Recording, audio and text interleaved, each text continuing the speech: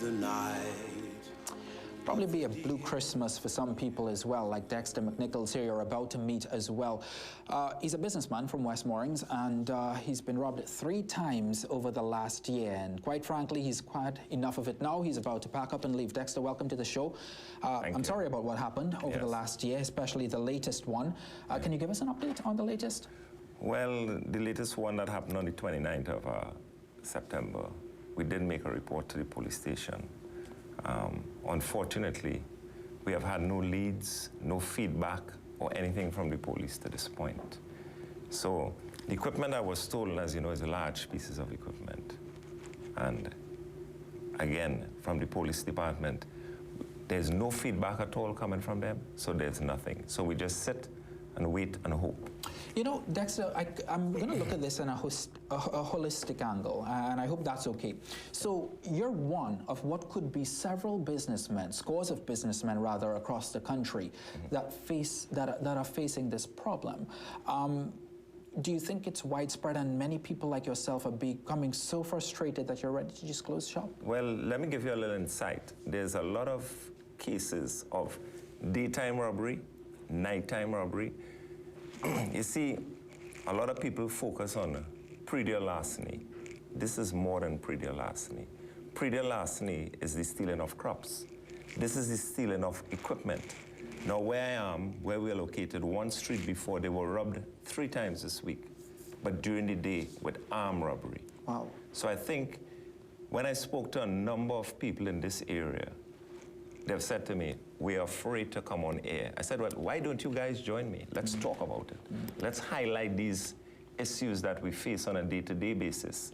And they said, you know, we're afraid of reprisals, one. We're afraid of being victimized. So therefore, no one is willing to come up and talk about the serious issues that are affecting us on a day-to-day basis. And, you know, it's sad. It's sad when people are afraid to come out and say and speak up. These are the things that are affecting us. Yeah, just for some background as well, with JSAD Estate, Dexter Nicholls produces crops that he sells to restaurants across Trinidad and Tobago, but we will withhold some information from this interview because it's a very scary moment in time for your family.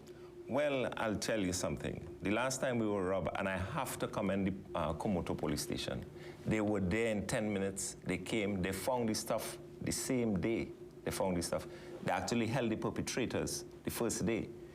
These guys were obviously held in remand yard for, I think, 5 months or so. And they were released. I really don't know what is the sentence for stealing a man's livelihood. I really don't know. When someone comes into your place and take everything that you have worked for over 7 years, and take it, and then they're held, and then somebody releases these guys. So I don't know what you know, if it's a bail below offense, you know what it is, but understand that these guys came into your place and took everything. They took everything from us this time. Last year, the 19th of December, they took some things, but this time they came back and took everything. You know, what are we supposed to do now? Yeah, you're ready to just pack your suitcases and leave. Well, you know, I'll tell you something. We have had, I'll tell you, the Minister of Agriculture did call once or twice. He never showed up. I did ask him for some assistance in terms of just communication. Let us talk about it. Help me get to the next step. But he never really answered that plea. The only person that came to my estate, and I have to say I'm not a political person, I've always been a very private person, was Ms. Christine Nawalo, who's the Member of Parliament for that area. She did come to the estate and did offer some advice and said, please, don't leave. You know, this is a sector that is something that the country needs. Frozen cassava, right? Well, it's food. Yeah. You know, it's food security. Yeah. And this is what we're trying to do, to have food security for everyone.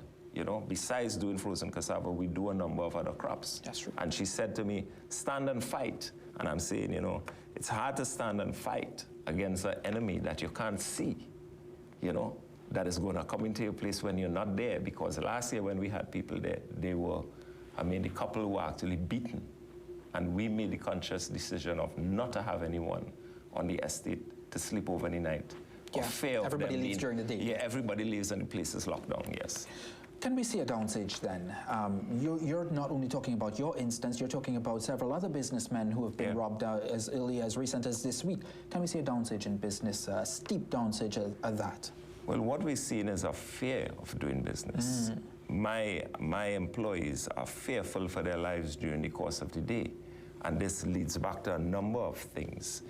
You know, there's not a squad out there to go and find this equipment. And what I'm saying, I've heard recently in the Agricultural Society that they said they have 10,000 or so members of the Agricultural Society. When this type of equipment is stolen, who is buying it? Where is it going? I'm sure it's not a pharmaceutical companies buying agricultural equipment. So, you know, that's the fear. Where is this equipment going to? And what is the penalty or the fine for people that purchase this equipment? And that is what I'm not sure of. You know, I'm sorry if I interjected you, but you've got politicians coming to you and saying, don't go, stay. What do they need to do to help you and other people and other businesses stay? I think what politicians need to do is to go back to what brought them into politics in the first place, you know, which is the human element of it. Some integrity and some values, because when they get in there, all that is lost. You know, as I said, I got calls from him, but when asked to go further for some assistance, there's nothing. I think what needs to happen is that they need to listen to the farmers. They need to get to the people on the ground and listen, because they have the solutions. They may not be able to articulate it that well, but what I'm saying at the end of the day, they have the solutions. They're the ones who feeling it on a daily basis.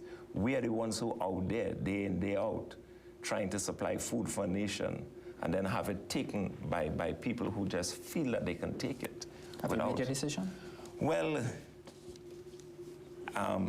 you know, somebody said the decision to leave your home country sometimes is an easy one, but the difficult part is to leave.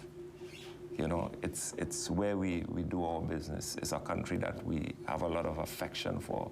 You know, we are patriotic to our country, and the last thing we want to do is to leave. So, in the meanwhile, what I'm saying is that we're going to stand and fight and look for the assistance where the powers are. You know, the Minister of, through the Ministry of Agriculture, they need to work hand in hand through the Ministry of Works and the regional corporations to understand what is affecting farmers on a daily basis. Dexter, it was really brave of you to come on the show and talk about it. I really appreciate it. I'm sorry for your loss. Okay, thank you. All right, this has been the end of the Morning Brew segment. We're going to head to Bookworm, but when we come back from the break, we'll be giving you a heavy dose of Christmas spirit. So stick around. It's the first day of the week. Start the day off on a Christmassy note. Next.